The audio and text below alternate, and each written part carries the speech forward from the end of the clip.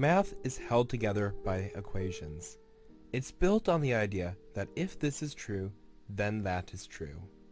There are many types of equations, including functions and polar equations. But today, we're going to be diving into complicated parametric equations. A parametric equation is written as x of t and y of t. It tells you the point y and point x depending on some variable, usually time. There are two primary reasons I can think of using parametric equations. The first is breaking up components into vectors. In physics, objects have motion in the x direction and y direction that are independent of each other, but they do move in relation to time, which is why we use parametrics. The other reason we use parametric equations is to chart circular motion. Let's look at a circle. If we remember all the way back to pre-algebra, there is this rule called the vertical line test. That is, an equation is not a function if there are two y values at one x value. In other words, if you draw a vertical line, you can never intersect 2 points. A circle clearly fails the vertical line test, so we need another way of writing this. The equation for a circle is x squared plus y squared equals 1.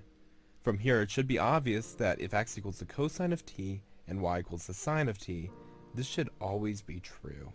This is the base of harder equations we'll be doing later. If we move the circle to the right h units and up k units, the equation is now x minus h squared plus y minus k squared equals 1. X now equals the cosine of t plus h, and y now equals the sine of t plus k. Plugging in x and y, this simplifies to the sine of t squared plus cosine of t squared equals 1. Lastly, if we scale the radius by a, the equation is x minus h squared plus y minus k squared equals a squared. X equals a times the cosine of t plus h, and y equals a times the sine of t plus k. Again, this simplifies to the sine of t squared plus the cosine of t squared equals 1. Here's the first parametric equation that I want to look at. A circle with radius a begins at x equals 0. Point P is at the origin. I want to find an equation for the path that point P traces out when the circle begins rolling across the x-axis. Okay, now where do we start? For these problems, the first step is always going to be finding the best variable to write x and y in terms of. For problems involving circles, it will almost always be an angle.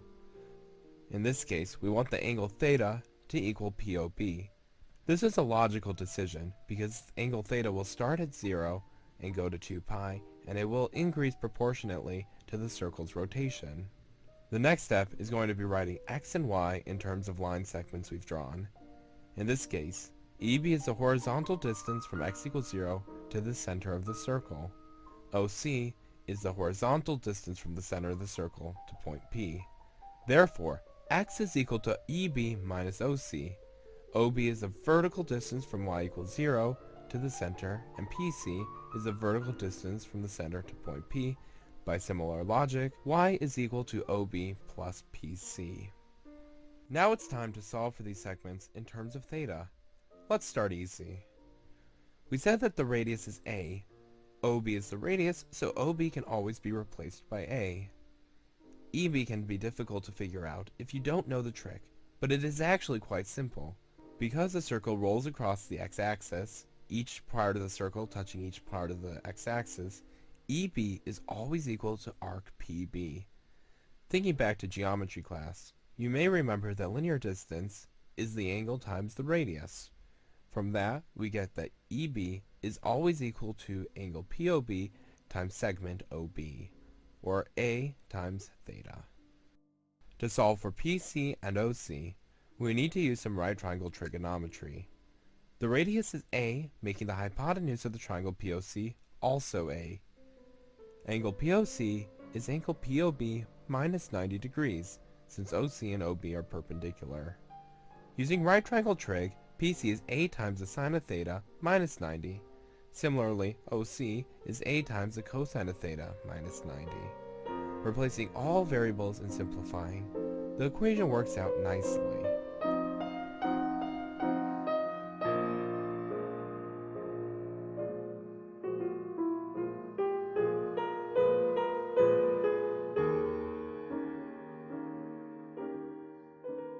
For this next part, let's imagine that an ant is on circle O at point P. Let's also imagine that as the circle rolls from theta equals 0 to theta equals 2 pi, the ant walks at a constant pace to the center of the circle. Now let's figure out an equation for its path. Since we already know the equation for point P, let's denote its x value as p sub x and its y value as p sub y. From this we get that x is equal to p sub x plus pc. Similarly, y equals p sub y plus ac. We're told the ant moves at a constant rate. That means we're dealing with a linear equation, and thus the ratio of AP to OP increases at a constant rate. If the ratio is 0 at theta equals 0 and is 1 at theta equals 2 pi, then the ratio is equal to theta divided by 2 pi.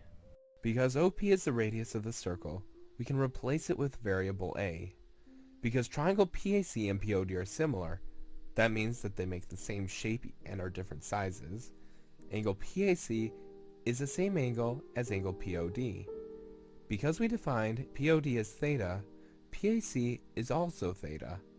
That means AC equals AP times the cosine of theta. We can use the same process to solve for PC. We can now plug those into our parametric equation. Lastly, we can plug in p sub x and p sub y, and that will yield our final answer.